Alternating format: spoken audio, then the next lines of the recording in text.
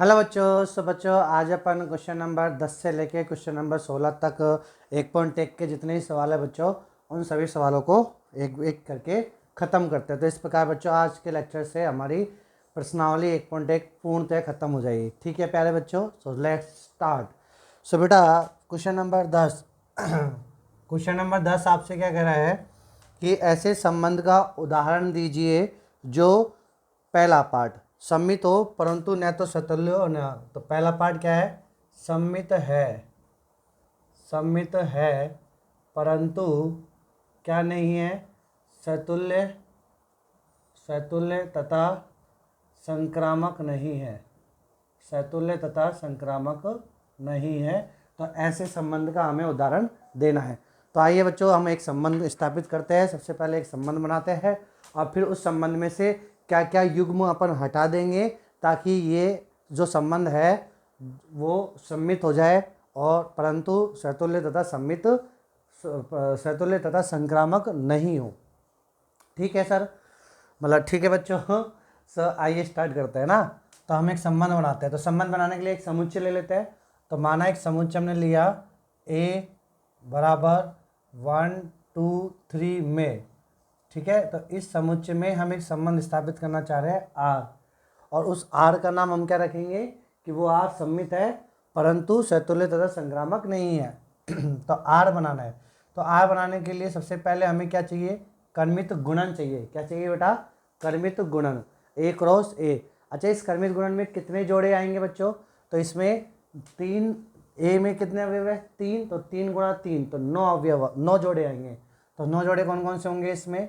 1 1 2 2 3 3, फिर 1 2, उसके बाद 1 3, फिर 2 1 2 3, और फिर 3 1 और 3 2। बोलो बच्चों, तो यही 9 जोड़े हो गए। 3 3 6 और 3 9 जोड़े हो गए। ठीक है, एक रो से में। अच्छा, इन 9 जोड़े से कितने संबंध बना सकता है? तो संबंधों की संख्या, संबंधों की संख्या, तो कितने हम संख्या बना सकते हैं, कितने संबंध बना सकते हैं? तो 2 की पावर 9 यानी 512, 512 हम संबंध बना सकते हैं। ओके सर, बात तो समझ में आ गई। 512 संबंध बनाएंगे। अब इन 512 में से हमें एक संबंध लेना है और उस संबंध को हम क्या बनाएंगे? सम्मित बनाएंगे, बट सतुल्य तथा संक्रामक नहीं बनाएंगे। तो इसके लिए मैंने लिखा R1। ठीक है, 512 में से एक संबंध कौन सा ढूंढ के ला रहा हूँ मैं कि सतुल्य नहीं है। अब सतुल्य कब नहीं होगा?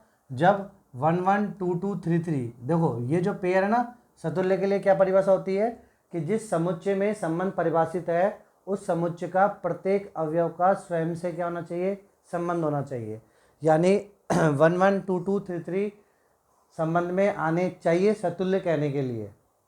अच्छा गुरुजी, बात तो समझ में आ गई है। तो मैंने 1 1 रख दिया, बट मैं 2 2 और 3 3 नहीं ले रहा। तो 1 1 रखा और 2 2 3 3 नहीं लिया, तो बोलो सतुल्य नहीं होगा। या इनमें से कोई भी एक मतलब सतुल्य नहीं होगा। ठीक है, उसके बाद हाँ सतुल्य नहीं होगा। फिर सम्मित है, सम्मित है। सम्मित के लिए जैसे मान लो हमने 1 2 रखा तो फिर 2 1 भी होना चाहिए। ये लो 1 2 रखा तो क्या होना चाहिए? 2 1 भी होना चाहिए सम्मित के लिए। तो ये सम्मित क्या होता है कि जितने भी युग्म हैं उसका रिवर्सल होना चाहिए। तो 1 2 का रिवर्सल 2 1, तो सम्मित हो जाएगा। इसी के तो ठीक है। अब देखना, अब हम चेक करेंगे। मान लो हमने इसको बंद कर दिया, तो अब चेक करेंगे क्या ये संबंध जो है R1 क्या ये सतुल्य है? तो हम बोलेंगे सतुल्य नहीं है। क्यों? क्योंकि इसमें 2 2 और 3 3 तो है ही नहीं। ओके, फिर हम बोलेंगे क्या ये सम्मित है? तो सम्मित होगा। क्यों? क्योंकि 1 1 का उल्टा 1 1 खुद ही होता है। 1 2 का उल्टा 2 1 है इसमें, और 2 1 का उल्टा 1 2 है इसमें, तो सम्मित तो है। अच्छा, क्या ये संक्रामक होगा? तो संक्रामक के लिए हम क्या चेक करते हैं बेटा कि संक्रामक के लिए जितने भी जोड़े दे रखे हैं बिना सतुल्य वाले उन सभी जोड़ों को आप लो। तो जैसे 1 2 लिया हमने, फिर 1 2 संबंध में है, फिर चेक करेंगे कि जो संबंध में इस युग में जो पीछे वाला व्यवहार है उसके दूसरे वाले जो जोड़ा है उसमें पहले वाला अवयव आना चाहिए। तो जैसे कि 1 2 R1 में है। अब हम ऐसा युग्म देखेंगे जिसका पहले वाला अवयव जो हमने इससे पहले वाला जो युग्म माना है उसका दूसरा वाला बराबर हो, यानी ये दोनों बराबर हो। अच्छा सर, बोलो क्या ये संबंध में है। तब 1 1 भी संबंध में होना चाहिए, तो 1 1 संबंध में है तो संक्रामक है ये। बट हमें संक्रामक नहीं बनाना है। अच्छा, तो सर संक्रामक नहीं बनाना है तो उसके लिए हम क्या करेंगे, उसके लिए हम ये 1 1 भी गायब कर दो लो। हाँ गुरुजी, यदि हमने 1 1 गायब कर दिया तो आप बताओ क्या ये सतुल्य है, सतुल्य तब भी नहीं है। क्या ये सम्मित है, सम्मित है। क्या ये संक्रामक है, नहीं, संक्रामक के लिए 1 1 भी होना चाहिए। अरे आई क्या बात समझ में बेटा। तो इस प्रकार हम कह सकते हैं कि समुच्चय ए में ये वाला जो R1 है, ये जो R1 है, ये R1 बोलो कैसा संबंध होगा, ये सतुल्य नहीं होगा, संक्रामक नहीं होगा, परंतु ये सम्मित होगा। तो हो गए 10वें का पहला एग्जाम्पल। ठीक है बेटा, इसी प्रकार हम 10वें का दूसरा एग्जाम्पल देते हैं। दूसरा क्या कह रहा है आपसे, 10वें का दूसरा, ton ton ton ton ton ton. तो 10वें का दूसरा हमसे कह रहा है बेटा क्या, कि संक्रामक हो, ओहो, संक्रामक हो परंतु न तो सम्मित, न तो सम्मित और न ही क्या हो, और न ही न ही सम्मित हो, न तो सम्मित और न ही शैतुल्य हो।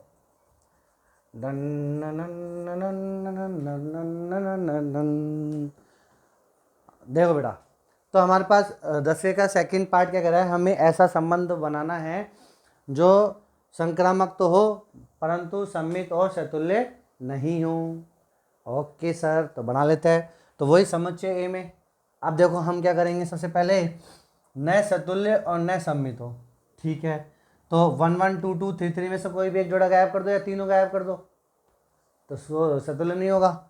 सम्मित के लिए एक जोड़ा ऐसा ले लो आप, बट उसका सिमेट्रिक मत लो। अच्छा सर, बिल्कुल। तो देखना, तो R1 बराबर हमने लिखा, देखो हमने लिखा बेटा 1 2, यस सर। बट अब 1 2 हमने इसमें ले लिया, ये R2 ले लो, R2, ठीक है। तो 1 2 हमने इसमें लिया, तो 2 1 मत लेना, नहीं 2 1 लोगे तो इसकी तरफ से सम्मित हो जाएगा ना। यस सर, बिल्कुल बात समझ में आ गई। तो हम क्या करेंगे, अब हमने ले लिया बेटा 2 3, क्या लिया बेटा 2 3, और उसके बाद हमने लिया 1 3। ठीक है बेटा, अब हम चेक करेंगे क्या ये संबंध जो है R2, क्या ये संबंध शैतुल्य है, सम्मित है, संक्रामक है, तीनों चेक करेंगे एक बार। तो देख रहे हो बेटा, क्या इसमें 1 1 2 2 3 3 आ रहा है, क्या नहीं आ रहा। तो 1 1 2 2 3 3 नहीं आ रहा, तो क्या ये शैतुल्य होगा, नहीं होगा। उसके बाद सम्मित के लिए क्या चेक करते हैं कि जितने भी युग्म इसके अंदर है सबका सिमेट्रिक भी होना चाहिए, यानी रिवर्सल भी होना चाहिए। तो देखो इस R2 के अंदर 3 जोड़े माने हुए हैं हमने, इन 3 जोड़ों में 1 2 है, बिल्कुल है। इसका उल्टा 2 1 भी है क्या, नहीं है। ओके, तो कोई भी एक गलत प्रूफ कर दो तो वो गलत हो जाएगा सम्मित के लिए। बट हमें आगे भी चेक कर लो, 2 3 का उल्टा 3 2 है, नहीं। अच्छा मान लो हो भी जाता तो भी सम्मित नहीं होता, क्योंकि सम्मित के लिए कोई भी एक जोड़े का सिमेट्रिक यदि नहीं मिलेगा तो वो सम्मित नहीं कहलाएगा। ठीक है प्यारे बच्चों, ओके। अब 1 3 का 3 1 नहीं है, ठीक है। अब हमें संक्रामक चेक करना, तो सम्मित भी नहीं है ये, शैतुल्य भी नहीं है। अब संक्रामक की बात करेंगे। संक्रामक के लिए हमने 1 2 लिया, संबंध में है, बिल्कुल है। अब एक और 2 जोड़े मानने पड़ते हैं ना, एक जोड़ा ये मान लिया, दूसरा इसका आगे वाला 2 आना चाहिए, ऐसा युग्म ढूंढो। तो ये रहा, तो 2 3, बोलो क्या ये संबंध में है, बिल्कुल है। तो फिर 1 3 भी संबंध में होना चाहिए, तो 1 3 भी संबंध में होना चाहिए, जो कि सत्य है 1 3 है, बिल्कुल। अब इसी प्रकार हम 2 3 देखेंगे, बोलो क्या 2 3 संबंध में है, बिल्कुल है। अब एक और जोड़ा मानना पड़ेगा जिसका आगे क्या आ रहा है, 3 आ रहा हो। देखना आगे कहीं 3 आ रहा है क्या, नहीं आ रहा। तो हम दूसरा युग्म मान ही नहीं सकते, जब दूसरा मान ही नहीं सकते तो हम संक्रामक कैसे चेक करेंगे। तो इसलिए बाय डिफ़ॉल्ट हम बोलेंगे इसकी तरफ से भी क्या है, ग्रीन सिग्नल है, यानी ये संक्रामक को बता रहा है। ठीक है, संक्रामक को बता रहा है।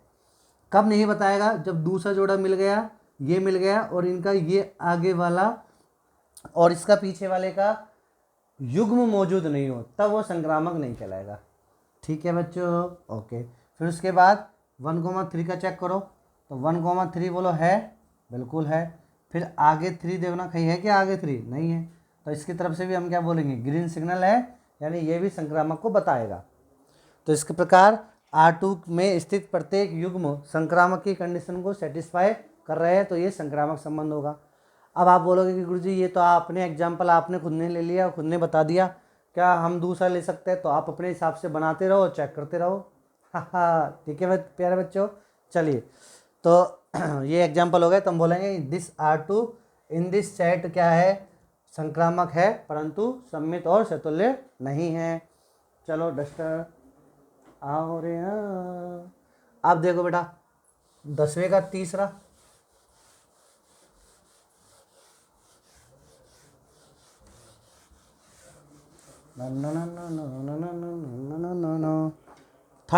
थर्ड पार्ट क्या कह रहा है बेटा हमसे? थर्ड पार्ट कह रहा है कि सतुल्य तथा सम्मित हो, सतुल्य तथा सम्मित हो किंतु क्या नहीं हो, संक्रामक नहीं हो।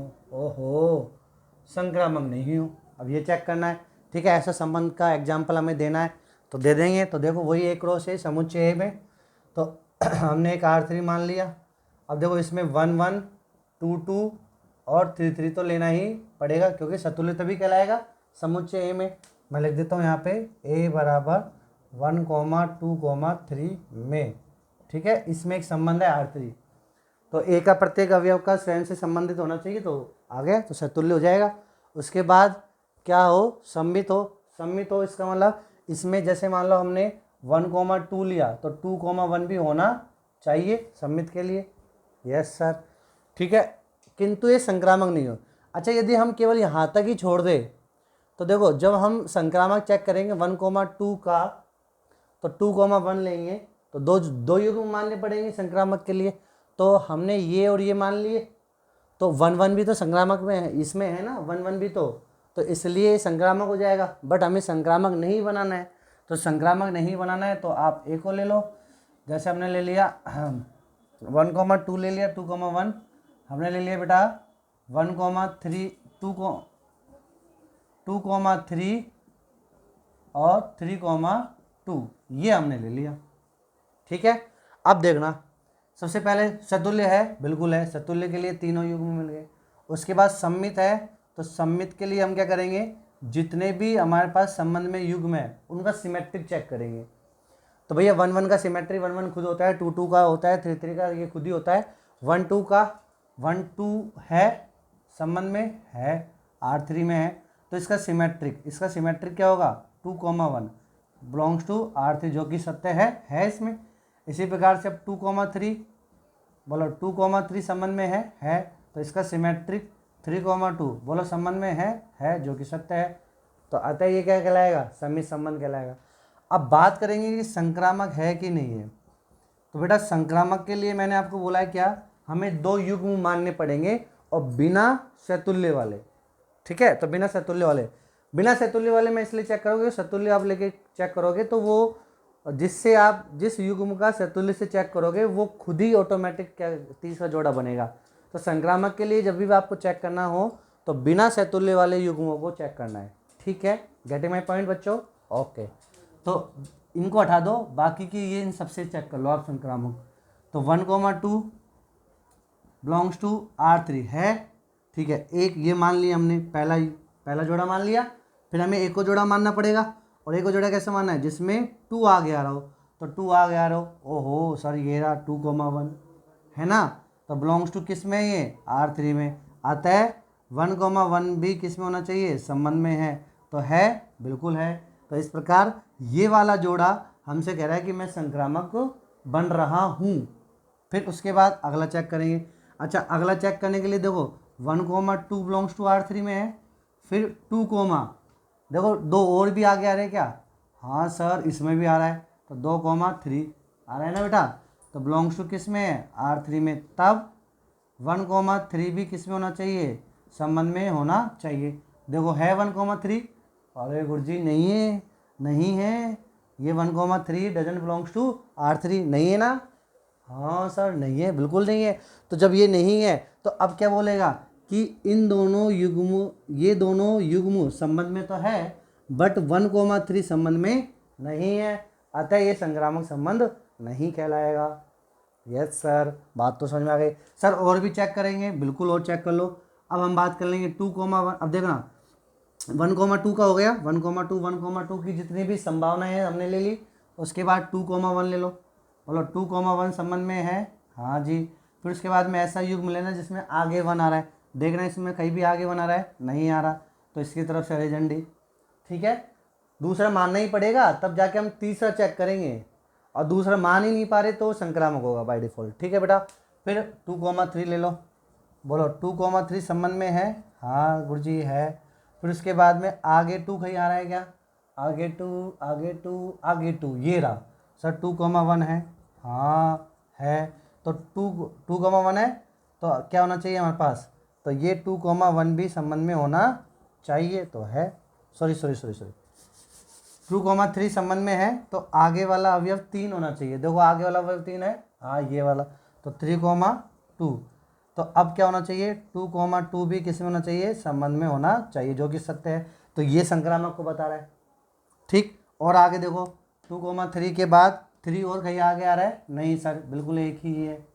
फिर उसके बाद में हम 3,2 का चेक करेंगे, 3,2 बोलो संबंध में है, बिल्कुल है। फिर आगे 2 आ रहा है कहीं, हाँ 2 जगह आ रहा है, तो एक तो 2,1 आ रहा है, यस सर आ रहा है। तो जब ये भी संबंध में है तो फिर 3,1 भी संबंध में होना चाहिए। क्या है, क्या 3,1 है क्या, नहीं है, तो अतः इसके लिए भी संक्रामक नहीं है। देखो इसके लिए भी संक्रामक नहीं था, इसके लिए भी संक्रामक नहीं है। ठीक है, कोई भी एक के लिए आप गलत प्रूफ कर दो तो संक्रामक नहीं कहलाएगा। समझ में आ गया क्या बेटा? फिर उसके बाद इसमें नहीं है ना 1,3, 1,3 कहाँ है इसमें, 1,3 नहीं है ना इसमें 1,3, तो दूसरा हम मान ही नहीं सकते ना। 2,1 तो हमने संबंध में मान लिया, तो एक जोड़ा तो हमने मान लिया, अब दूसरा जोड़ा भी तो मानना पड़ेगा। दूसरा जोड़ा कैसा मानना पड़ेगा, जिसमें आगे 1 आ रहा हो, तो आगे 1 आ रहा है तो ये रहा 1,2, वेरी गुड। ठीक है, तो 1,2 किस में है, संबंध में है, तो फिर इनका ये चेक करेंगे, तो बोलो क्या 2,2 है, तो 2,2 है तो संक्रामक है। ठीक है, दूसरा जोड़ा मान लिया हमने, और उसके बाद हम तीसरा चेक करेंगे, यानी 2,2 होना चाहिए, तो है, तो इसके लिए संक्रामक है, इसके लिए संक्रामक है, इसके लिए भी संक्रामक है, बट ये और ये के लिए संक्रामक नहीं है। हमें किसी भी एक के लिए क्या करना है बेटा, गलत प्रूफ कर देना है, तो वो संक्रामक नहीं होगा।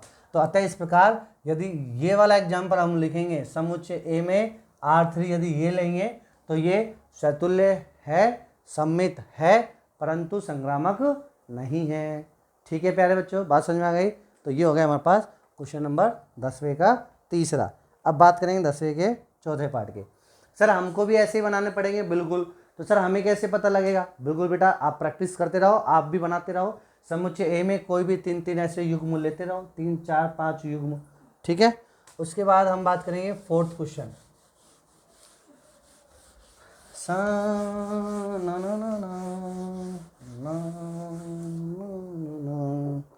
आइए बेटा, 4th क्या कह रहा है हमसे? 4th कह रहा है कि सतुल्य तथा संक्रामक हो, सतुल्य तथा संक्रामक हो। ओहो, किंतु क्या नहीं हो बेटा? सम्मित नहीं हो। ये लो, अब ये कह दिया हमसे सम्मित न हो। ठीक है, तो अब हमें ऐसा संबंध लेना है समुच्चय में जो सतुल्य तथा संक्रामक हो। तो सबसे पहले ए लिख लो, तो 1, 2, 3 में अब हमने एक संबंध ले लिया R4। सतुल्य होने के लिए 1, 1, 2, 2 और 3, 3 किस में होने चाहिए? संबंध में होने चाहिए, तो ले लिए, सतुल्य हो जाएगा। फिर उसके बाद में सम्मित नहीं हो, सम्मित नहीं हो तो हमने क्या करा बेटा 1, 2 हमने क्या ले लिया? संबंध में ले लिया। 1, 2 हमने संबंध में ले लिया, बट इसका रिवर्सल नहीं लिया। 2, 1 हमने नहीं लिया। 2, 1 लेते तो फिर सम्मित हो जाता ना वो, तो 2, 1 हमने ले लिया। ठीक है, अब यदि मैं यहीं इसका फुल स्टॉप कर देता हूँ, बंद कर देता हूँ, अब चेक करेंगे संक्रामक है कि नहीं है। तो संक्रामक के लिए बेटा मैंने क्या बोला आपको, जितने भी एस तुल्य वाले युग्म होते हैं उनसे हम चेक करेंगे। तो एस तुल्य वाले कौन सा है, 1,2 किस में है, संबंध में है। फिर हमें चेक करना है कि आगे 2 वाला युग्म कौन सा आ रहा है, आगे 2 कहाँ है, ये रहा। तो 2,2 बोलो है कि नहीं है, R4 में है। तो अतः 1,2 भी R4 में होना चाहिए। तो 1,2 R4 में है ये खुद ही। तो इसकी तरफ से क्या है, ये संक्रामक है, बिल्कुल है। तो समझ में आ गया बेटा। तो हमने यदि R4 में केवल यही लिया, इतना सही लिया, तो ये सतुल्य है, संक्रामक है, बट ये सम्मित नहीं है। हाँ सर, बात तो समझ में आ गई है। Yes sir. अब बात करेंगे हम पांचवे की। तो पांचवा पार्ट क्या कह रहा है, सम्मित तथा संक्रामक हो, सम्मित तथा संक्रामक हो, किंतु क्या नहीं हो, शैतुल्य नहीं हो। ओहो, शैतुल्य ना हो तो ठीक है बेटा, शैतुल्य ना हो। अब हम ये चेक करेंगे, यानी शैतुल्य नहीं होगा, इसके लिए 1 1 2 2 3 3 में से कोई भी एक या तीनों गायब कर दो। यस सर, बिल्कुल। तो गायब कर दिया हमने। तो अब उसके बाद R5 हम लेंगे, जैसे हमने ले लिया 1,2। अब सम्मित होने के लिए 2,1 होना चाहिए, और संक्रामक कहने के लिए 1,1 भी होना चाहिए, क्योंकि 1,2 संबंध में है, 2,1 संबंध में है, तो 1,1 भी होना चाहिए, तब जाके हम संक्रामक कह पाएंगे ना। यस सर, बिल्कुल, बात तो समझ में आ गई। फिर उसके बाद में हमने क्या लिखा इसको, ठीक है, ये लो, ये बंद कर दिया, ख़त्म कहानी, ये लो, बस इतना सा। अब क्या होगा, अब देखो चेक करो, क्या सम्मित है, हाँ बिल्कुल। 1,2 का 2,1 है, 2,1 का उल्टा 1,1 2 है, फिर 1 1 का उल्टा 1 1 है, सम्मित है, हाँ। संक्रामक है, हाँ, क्योंकि संक्रामक के लिए देखो 1,2 R5 में है, बिल्कुल है। फिर 2,1 R5 में है, बिल्कुल है। तो 1 1 भी R5 में होना चाहिए, है।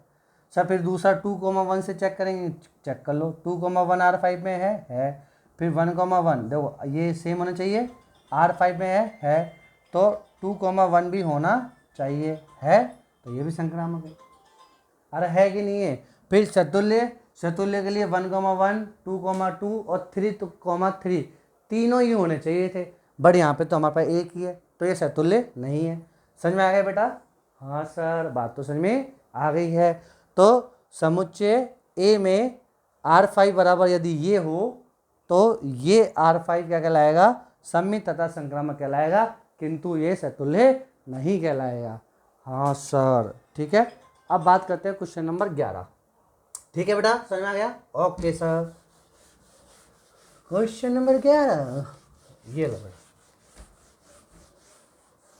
क्वेश्चन नंबर 11 बेटा क्या कह रहा है आपसे, सिद्ध कीजिए कि किसी समतल में स्थित बिंदुओं के समुच्चय में R, तो देखो बेटा समुच्चय क्या दे रखा है क्वेश्चन नंबर 11 में, समतल में स्थित बिंदुओं, समतल में स्थित बिंदुओं का समुच्चय, ठीक है, समतल में स्थित बिंदुओं का समुच्चय में एक संबंध दे रखा है आपको R, एक संबंध दे रखा है आपको R, क्या, P, Q सच डैट बिंदु P की मूल बिंदु से दूरी, कॉमा बिंदु Q की मूल बिंदु से दूरी समान है। ठीक है, हमें इस प्रकार का संबंध स्थापित करना है, किसमें, एक समुच्चय ऐसा है, कौन सा समुच्चय है, समतल में स्थित बिंदुओं का समुच्चय। ठीक है बेटा, तो इसके लिए हमें चेक करना है कि ये तुल्यता है, तो पहले हम चेक करेंगे सतुल्य संबंध। तो सतुल्य संबंध के लिए बोलो बेटा हम क्या करेंगे कि इसको मान लेते हैं ए, समुच्चय ए, तो माना कोई भी एक अवयव ए बिलोंग्स टू ए में ले लिया। अब ये अवयव एक बिंदु कहलाएगा, तो हमने इस समुच्चय में से एक बिंदु उठा लिया, ए बिंदु उठा लिया, और अब हम चेक करेंगे जांच क्या कि क्या ए कोमा ए संबंध में है या नहीं है, ये जांच करेंगे। तो संबंध में कब होगा, जब संबंध की कंडीशन को सेटिस्फाई करेगा। संबंध की कंडीशन क्या है कि ए की मूल बिंदु से, तो मूल बिंदु से दूरी ओ ए है, ठीक है, और पीछे वाले की मूल बिंदु से दूरी ओ ए है, तो ये ओ ए तो बराबर होगा ना, जो कि क्या है, सत्य है। अतः आर कैसा संबंध है, सतुल्य संबंध है। सिंपल सी बात है। उसके बाद सम्मित संबंध चेक करेंगे।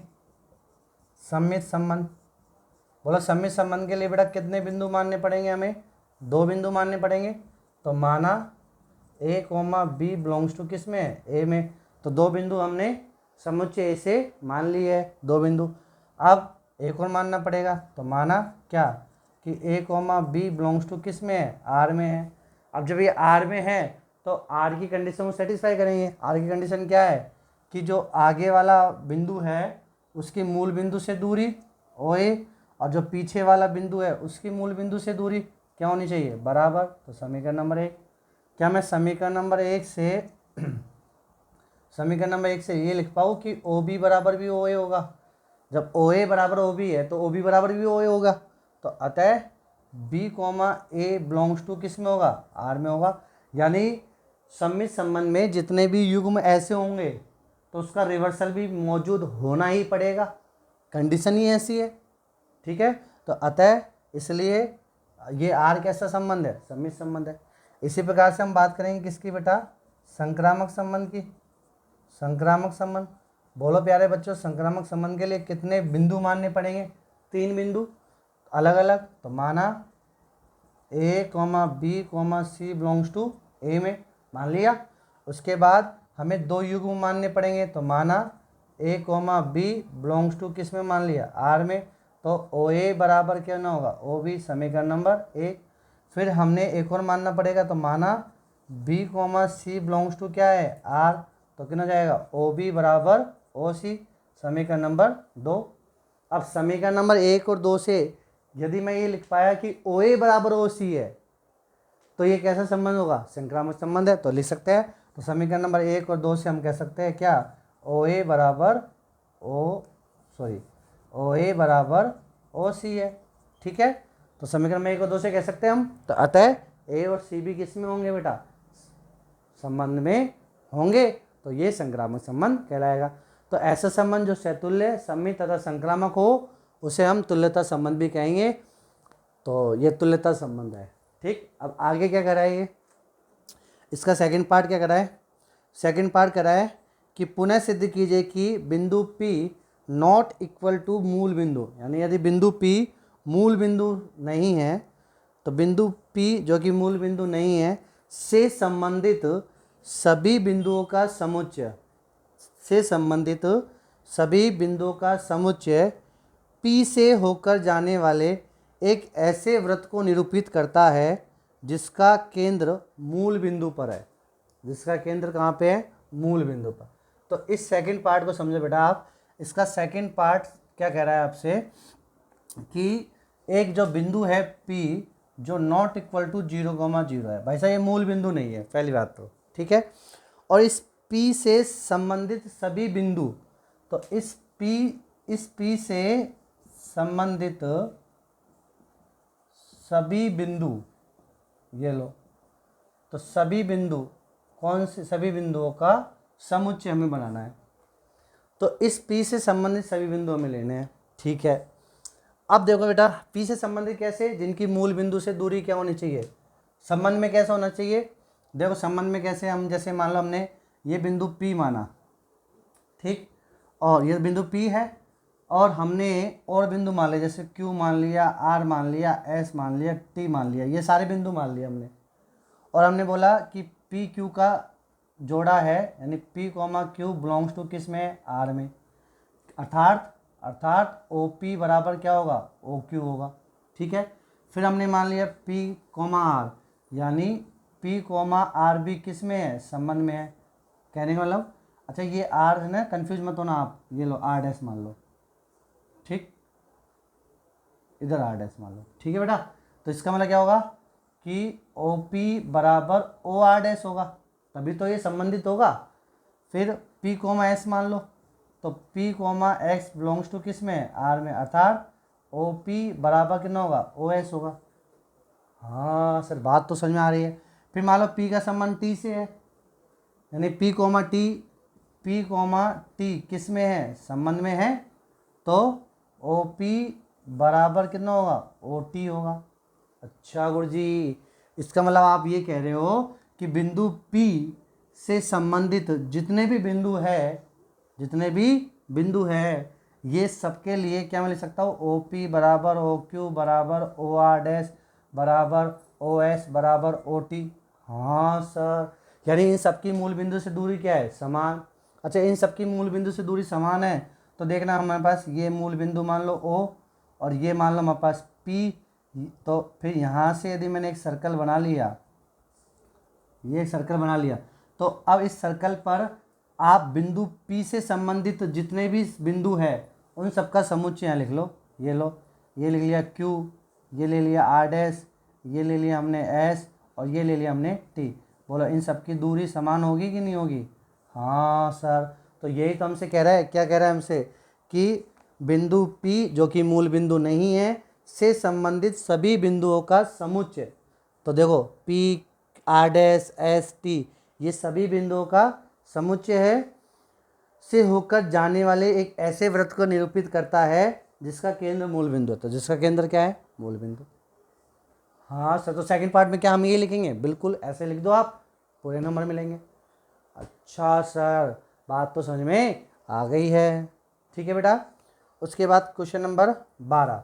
क्वेश्चन नंबर 12 क्या कह रहा है, देखो क्वेश्चन नंबर 12 भी लैंग्वेज वाला क्वेश्चन है सेम। क्या कह रहा है आपसे कि सिद्ध कीजिए कि समस्त त्रिभुजों के समुच्चय ए में, तो भैया यहाँ पे क्या होगा, समस्त त्रिभुजों का समुच्चय। तो देखना ये लो भाई साहब, और इसको भी हमने मिटा दिया। तो क्या कह रहा है हमसे ये कि समस्त त्रिभुजों का समुच्चय, समस्त त्रिभुजों का समुच्चय में एक संबंध दे रखा है आपको are T1 coma T2 such date इस प्रकार है कि T1 कोमा T2 के क्या है, समरूप है। ओहो, समरूप क्या होता है बेटा, जिनकी संगत भुजाओं का अनुपात क्या हो, बराबर है। तो ये समरूप दे रखा है, तो हमसे चेक करवा रहा है कि ये तुल्यता संबंध है, ऐसा सिद्ध करना है। तो बिल्कुल सिंपल है, सतुल्य संबंध माना ए बिलोंग्स टू ए क्या है, देखो समस्त त्रिभुजों के समुच्चय में से मैंने ए नाम स्मॉल ए नाम का त्रिभुज ले लिया। अब जांच करें ए कोमा ए संबंध में है, यानी ये क्या है, मतलब देखो ए एक त्रिभुज है, तो देखो क्या होगा कि ये वाला त्रिभुज के समरूप है, बिल्कुल है। बोलो कोई त्रिभुज स्वयं का अपने आप से समरूप होता है कि नहीं होता। अरे जब यदि मान लो मैं त्रिभुज हूँ और मेरा ही एक और त्रिभुज है तो उनकी संगत भुजाओं का अनुपात समान होगा कि नहीं होगा। अब आप बोले सर आप त्रिभुज कैसे, आपकी 3 भुजा तो है ही नहीं मान लो बच्चों, है ना, तो एक त्रिभुज है हमारे पास, सेम उसी की फोटोकॉपी है, तो इनकी संगत भुजाओं का अनुपात बराबर होगा कि नहीं होगा, बिल्कुल होगा। तो क्या हो जाएगा, हम लिख देंगे कि जांच में ए बिल्कुल है, कैसे कि ए कोमा ए के क्या है, समरूप है। ए कोमा ए के क्या है, समरूप, जो कि सत्य है, अतः आर क्या होगा, अतः आर सतुल्य संबंध कहलाएगा। अब क्या बच्चे बोलेंगे सर स्मॉल ए से दिखा सकते हैं, अरे बिल्कुल दिखा सकते हैं, अपन ने बता दिया ना यहाँ पे स्मॉल ए क्या है, कैपिटल ए का एक अवयव है, और कैपिटल ए क्या है, समस्त त्रिभुजों का समुच्चय। तो समस्त त्रिभुजों के समुच्चय में जो त्रिभुज होंगे वही तो अवयव कहलाएंगे। तो ठीक है, सम्य संबंध के लिए माना A comma B belongs to A. अब A comma B belongs to R माना, तो इसका मतलब क्या होगा, इसका मतलब ये होगा कि ए कोमा बी के क्या है, समरूप है, यही तो है, ए कोमा बी के क्या है, समरूप। तो समीकरण नंबर 1 से मैं लिख सकता हूँ यदि ए बी के समरूप है तो बी भी ए के समरूप होगा ना, जो कि क्या है, सत्य है। ये स्टेटमेंट भी क्या है, सही है। तो अतः हम कह सकते हैं बी कोमा ए भी किस में है, संबंध में है। ठीक है, तो ये सम्य संबंध होगा। संक्रामक के लिए 3 अवयव मान लिए, 3 त्रिभुज मान लिए अलग अलग, तो ए कोमा बी माना, तो इसका मतलब क्या होगा, इसका मतलब ये है कि ए कोमा बी के क्या है, ए कोमा बी के समरूप है। ठीक है, फिर इसका मतलब क्या है, बी कोमा सी के समरूप है। अच्छा, ए बी के समरूप है, बी सी के समरूप है, तो समीकरण नंबर 1 2 से लिख सकता हूँ मैं कि ए सी के क्या होगा, समरूप होगा, जो कि सही है। अतः ये कैसा संबंध होगा, संक्रामक संबंध होगा। तो सिंपल, ये लो बस यही करना है। अब इसका सेकंड पार्ट क्या करा है आपसे, सेकंड पार्ट कह रहा है कि भुजा 3, 4, 5 वाले समकोण त्रिभुज T1, भुजा 5, 12, 13 वाले समकोण त्रिभुज T2 तथा भुजा 6, 8, 10 वाले समकोण त्रिभुज T3 पर विचार कीजिए। ठीक है, तो 3 त्रिभुज आपको दे रखा है, T1, T2 और T3। बिल्कुल सही है। तो अब सेकंड पार्ट में हमें 3 त्रिभुज दे रखे हैं, तो अच्छी बात है। तो देखते हैं। तो पहला त्रिभुज है T1 और इसकी भुजा हमें क्या दे रखी है, 5, 12 और 13, ये लो। फिर T2 एक और त्रिभुज है, इसका हमें क्या दे रखा है, भुजा, अच्छा T1 की हमें दे रखी है 3, 4, 5, T2 की हमें दे रखी है 5, 12, 13 और T3 की हमें दे रखी है भुजा क्या है 6, 8, 10 वाले। इन पे विचार कीजिए। तो विचार कर लेंगे, अच्छी बात है। क्या करा है, T1, T2 और T3 में से कौन से त्रिभुज परस्पर संबंधित है, कौन से त्रिभुज परस्पर संबंधित है, वो त्रिभुज परस्पर संबंधित होंगे जिनकी संगत भुजाओं का अनुपात बराबर है। यही तो कह रहा है हमें संबंधित।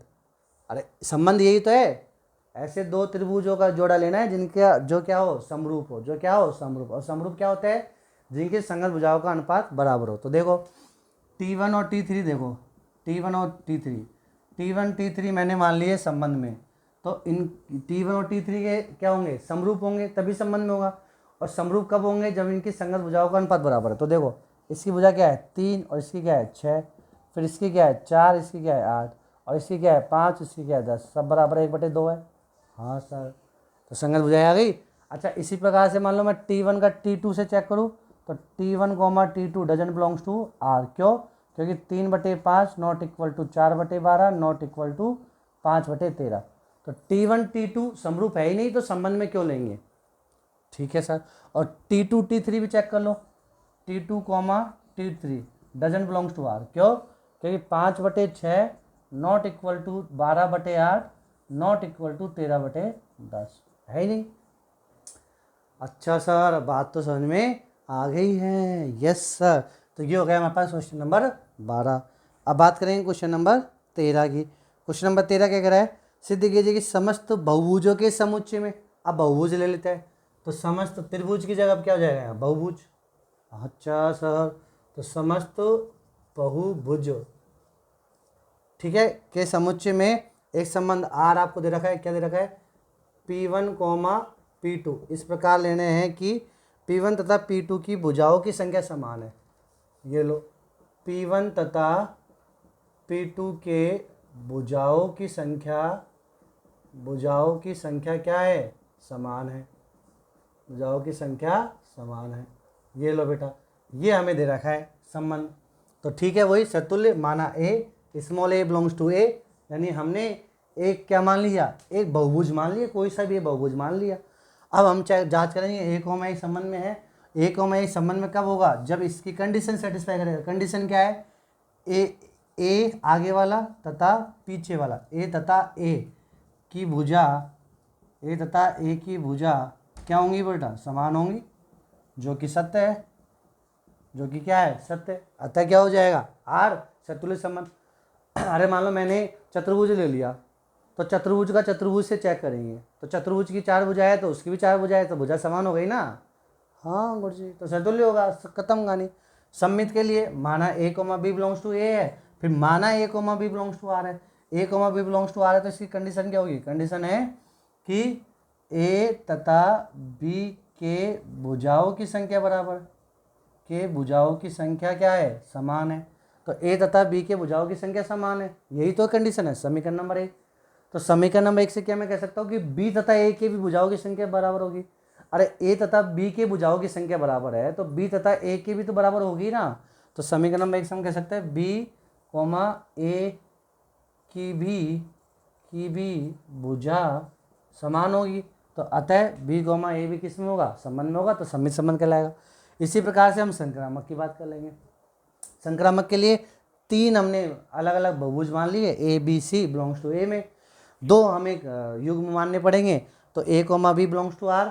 तो इसका मतलब क्या होगा, कंडीशन क्या है, A तथा B की भुजाएं बराबर होंगी, बिल्कुल। फिर B comma C belongs to R है, इसका मतलब क्या है, बी तथा सी की भुजाओं की संख्या बराबर होगी। तो ए और बी के भुजाओं की संख्या बराबर, बी और सी के भुजाओं की संख्या बराबर, तो ए और सी की भी तो होगी बराबर। हाँ सर, तो अतः ये संक्रामक संबंध भी है, तो सिद्ध हो गए तुल्यता संबंध है। तो ऐसे कैसे लिखना है, डिक्टो बस। थर्ड पार्ट क्या कर रहा है, सेकंड पार्ट क्या कर रहा है, सेकंड पार्ट कर रहा है ये कि 3, 4 और 5 लंबाई की भुजाओं वाले, 3, 4 और 5 लंबाई की भुजाओं वाले समकोण त्रिभुज से संबंधित, समकोण त्रिभुज से संबंधित समुच्चय ए के सभी अवयवों का समुच्चय ज्ञात कीजिए। तो देखो आपसे क्या कह रहा है सेकंड पार्ट, ये लो भाई साहब, आपसे कह रहा है ये कि 3, 4 और 5 लंबाई की भुजाओं वाले, तो ये लंबाई की भुजाओं वाले है ना, भुजाओं वाले समकोण त्रिभुज, समकोण त्रिभुज, भाई साहब ये समकोण त्रिभुज हो गए। तो बेटा देखना हमारे पास, तो जैसे हमने सर्किल वाला करा था वैसे ही सेम है। तो हमने 3, 4 और 5 लंबाई की भुजा वाले समकोण त्रिभुज का नाम दे दिया टी, और इसकी भुजा क्या है, 3, 4 और 5, ये लंबाई है, ठीक है, समकोण त्रिभुज है। अब इससे संबंधित, अब आप मुझे बताओ कि जब मैं ये इसकी कितनी भुजाएं, 3, अब इससे संबंधित कोई बहुभुज लूंगा मैं जिसकी भुजाएं भी 3 होगी, तो सब समकोण त्रिभुज तो कहलाएंगे, क्योंकि हमारे पास क्या है कि संबंध में हमें ऐसे जोड़े लेने हैं, कैसे जोड़े लेने हैं कि आगे वाले की भुजा और पीछे वाले की भुजा बराबर हो। तो इसमें कितनी भुजाएं हैं, 3 भुजा, तो इसका संबंध जितने भी हम यहाँ से मान लो P, Q, R, S, T, ये सारे बहुभुज है। यदि ये सारे बहुभुज है, टी का संबंध पी से, टी का संबंध क्यू से, टी का संबंध आर से, टी का संबंध एक्स से, ठीक है, ऐसे यदि मैं लूँगा तो इसका मतलब क्या होगा, यदि मैंने टी कोमा पी संबंध में मान लिया तो टी और पी की भुजाओं की संख्या बराबर होगी, बराबर होगी, तो इसकी कितनी भुजा होगी, 3, इसकी 3 है तो इसकी भी 3 होगी, इसकी भी 3 होगी, इसकी भी 3 होगी, इसकी भी 3 होगी। तो ये सारे जो त्रिभुज, ये सारे जो त्रिभुज हैं, मतलब ये सारे जो बहुभुज है, ये सब क्या कहलाएंगे, त्रिभुज कहलाएंगे, क्या कहलाएंगे, त्रिभुज। तो हमसे क्या पूछा है कि 3, 4 और 5 लंबाई की भुजा वाले समकोण त्रिभुज का जो संबंध होगा, जिन बहुभुजों से संबंध होगा वो बहुभुज क्या कहलाएंगे, उन बहुभुजों का समुच्चय क्या कहलाएगा। तो पी, क्यू, आर, एस यहाँ क्या कहलाएंगे, त्रिभुज कहलाएंगे। तो हम बोलेंगे ये त्रिभुजों का समुच्चय, त्रिभुजों का समुच्चय। बात समझ में आ गई क्या बेटा? हाँ सर, बिल्कुल सर, बात समझ में आ गई है। आप समझाओ नहीं आया, ऐसा हो सकता है क्या? हाँ, अपनी तारीफ अपनी ये ओ, ठीक है बेटा। तो इस प्रकार हमारा क्वेश्चन नंबर 13 खत्म। ये अब आ जाए क्वेश्चन नंबर 14। क्वेश्चन नंबर 14 क्या करा है, मान लीजिए एक्स वाई तल में स्थित समस्त रेखाओं का समुच्चय। तो भैया यहाँ पे क्या लिखेंगे, एक्स वाई तल में समस्त रेखाओं का समुच्चय। तो एक्स वाई तल में समस्त रेखाओं का समुच्चय, ये लो, में एक संबंध है आर, में संबंध आर क्या है कि यहाँ पे हमारे पास क्या दे रखा है, L1, L2 such that L1 L2 के समानांतर है। ये लो, L1 समानांतर L2, तो ऐसा संबंध दे रहा है। तो बेटा हमारे पास कोई भी हमने ए मान लिया, ए संबंध मान लिया, तो ए तथा ए, तो बोलो क्या कोई भी, ये जैसे ए क्या है यहाँ पे रेखा, तो कोई रेखा स्वयं की समानांतर होती है जो कि सत्य है, अतः ये क्या होगा, सतुल्य संबंध कहलाएगा। इसी प्रकार ए कोमा बी मान लो, तो यहाँ पे क्या जाएगा, यहाँ पे आ जाएगा ए पैरेलल बी। अच्छा, ए पैरेलल बी है तो समीकरण नंबर 1 से मैं लिख सकता हूँ बी पैरेलल ए होगा, तो अतः बी कोमा ए भी संबंध में होगा। इसी प्रकार से संक्रामक संबंध के लिए 3 रेखा मान ली हमने, A comma B comma C belongs to A में से ले ली, 3 रेखा ले ली। तो इसका मतलब क्या होगा, इसका मतलब होगा ए पैरेलल बी, समीकरण नंबर 1। फिर इसका मतलब क्या होगा, बी पैरेलल सी, समीकरण नंबर 2। और समीकरण नंबर 1 और 2 से मैं लिख सकता हूँ ए पैरेलल सी, अतः ये संक्रामक होगा। फिर उसके बाद इसका सेकंड पार्ट क्या कह रहा है आपसे कि सिद्ध कीजिए कि आर एक तुल्यता संबंध हो गया। फिर रेखा y बराबर 2x + 4 से संबंधित।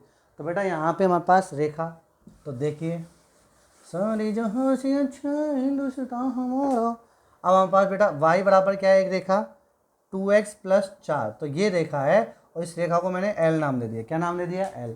अब इस रेखा से संबंधित समस्त रेखाओं का समुच्चय, तो देखना बेटा, मान लो इससे हमारे पास कोई L1 है संबंधित, इससे L2 संबंधित है, इससे L3 संबंधित है, इससे L4 संबंधित, तो इससे संबंधित है तो L समानांतर L1 होगी, L2 समानांतर L समानांतर L2 होगी, L समानांतर L3 होगी और L समानांतर L4 होगी। होगी, हाँ अवश्य होगी, क्योंकि तभी तो इस संबंध में आएगी।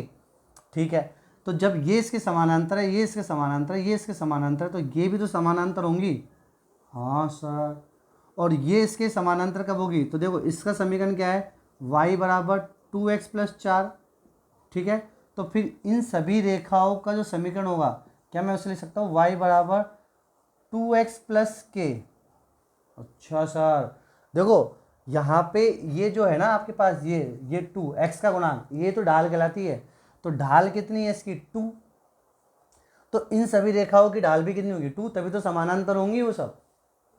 और ये जो c का मान ये 4 है, ये c का मान अलग अलग होता रहेगा, तो y बराबर 2x प्लस के, वाई बराबर 2x प्लस के। ये क्या होगी, ये वो सभी अनंत रेखाएं है जिनकी ढाल क्या है 2, जिनकी ढाल क्या है 2, तो खत्म कहानी। ये क्वेश्चन नंबर 14 हो गया। क्वेश्चन नंबर 15, क्वेश्चन नंबर 15, तो ये देखो अब फटाफट MCQ वाले क्वेश्चन है, जल्दी 1 सेकंड में हो जाएगा। तो देखो बेटा क्वेश्चन नंबर 15 क्या कह रहा है आपसे, क्वेश्चन नंबर 15 कह रहा है कि मान लीजिए समुच्चय तो 1 2 3 4 में, ठीक है, में संबंध दे रखा है आर, बोलो कैसे दे रखा है हमें आर, 1,1 2,2 सॉरी 1,2 2,2 1,1 4,4 1,3 3,3 और 3,2। ये लो बेटा, ये हमारे पास है। अब हमें चेक करना है कि क्या ये संक्रामक सम्मित क्या है, ऑप्शन कौन सा है। तो देखो सबसे पहले सतुल्य कहने के लिए 1 1 है, 2 2 है, 3 3 है, 4 4 है, तो ये खत्म कहानी। तो इसका मतलब 1 1 2 2 3 3 4 4 है तो सतुल्य है। तो क्या है ये, सतुल्य संबंध है, बिल्कुल खत्म, सतुल्य संबंध। सम्मित के लिए क्या चेक करेंगे, सम्मित के लिए हम चेक करेंगे प्रत्येक का रिवर्सल भी होना चाहिए। 1 2 का रिवर्सल 2 1, देखो 1 2 का रिवर्सल 2 1 1 2 का रिवर्सल 2 1 कहीं नहीं है, तो खत्म। तो हम लिखेंगे 1,2 बिलोंग्स टू आर है, किंतु 2,1 डजन बिलोंग्स टू आर, अतः ये सम्मित संबंध नहीं है। समझ में आ गया बेटा, बेटा सम्मित संबंध नहीं है। अब उसके बाद हम बात करेंगे किसकी, संक्रामक संबंध। तो संक्रामक संबंध के लिए देखो 1,2 है, फिर आगे 2 आगे 2 आगे 2 आगे 2 आगे 2 आगे 2 नहीं है, देखो आगे 2 है ही नहीं, इनके अलावा आगे 2 है क्या, नहीं है, तो इसकी तरफ से संक्रामक है। फिर उसके बाद में 1 3 लो, 1 3 है, हाँ, फिर आगे 3 आगे 3 आगे 3 आगे ये रहा 3,2 है ना, तो 1,2 भी होना चाहिए, तो 1,2 देखो है ये रहा 1,2, तो इसकी तरफ से संक्रामक है। उसके बाद ये हो गया, ये हो गया, अब ये ले लो 3,2 है, हाँ है, फिर 2 देखो आगे 2 आगे आगे 2 आगे 2 आगे 2 आगे 2 आगे 2 नहीं है, मतलब इनके अलावा नहीं है ना, तो ये भी इसकी तरफ से संक्रामक, तो संक्रामक हो गया। यस सर, तो कौन सा ऑप्शन है जिसमें सतुल्य संक्रामक है बट सम्मित नहीं है, तो सतुल्य संक्रामक है बट सम्मित नहीं है, तो ऑप्शन ए सतुल्य है तथा सम्मित है किंतु संक्रामक नहीं है, नहीं सतुल्य है संक्रामक है किंतु सम्मित नहीं है, तो ऑप्शन नंबर बी, तो option number B is the right answer, तो 15वें का ऑप्शन बी। ठीक है बच्चों, उसके बाद क्वेश्चन नंबर 16, क्वेश्चन नंबर 16 मान लीजिए समुच्चय n में, n क्या है, प्राकृत संख्याओं का समुच्चय 1 2 3 सो ऑन, यही है, में एक आर आपको दे रखा है और क्या दे रखा है a, b such that a बराबर b माइनस 2 और b का मान ग्रेटर देन 6 है। अच्छा, b का मान जैसे बड़ा है ना, तो ये है द्वारा प्रदत्त संबंध आर है, तो निम्नलिखित में से सही उत्तर कौन सा है, कौन सा युग्म इनमें होगा। तो अच्छा अब आप मुझे बताओ, देखो हमारे पास b का मान 6 से बड़ा है, b का मान 6 से बड़ा है, तो ये लो 6 ले लिया हमने, 6 से बड़ा मतलब 7 ले लिया, ठीक है। तो a क्या आएगा 7 माइनस 2, 7 माइनस 2 कितना आएगा 5 आएगा, ठीक है। फिर 8 ले लिया हमने n में, तो 8 में से 2 गए तो 6 आएगा, ठीक है। फिर हमने 9 ले लिया, तो 9 में से 2 गए तो कितना आएगा 7 आएगा। फिर हमने 10 ले लिया, तो 10 में से 2 गए तो 8 आएगा, ऐसे चलता रहेगा कार्यक्रम। अब चेक कर लो आप चारों ऑप्शन में से कौन सा युग्म है, 2,4 कभी नहीं आएगा, 2,4 डजन बिलोंग्स टू नहीं होगा। फिर 3,8 3,8 बिलोंग्स टू आर, 3,8 नहीं हो, 6,8 होगा, तो ये भी नहीं होगा। फिर 6,8 है, तो 6,8 बिल्कुल संबंध में है क्योंकि संबंध में आ रहा है ये। और 8,7, 8,7 नहीं होगा, 5,7 होगा। तो option number C is the right answer. ठीक है प्यारे बच्चों, तो इस प्रकार हमारी 1.1 खत्म। ओके बच्चों, have a good day, bye bye.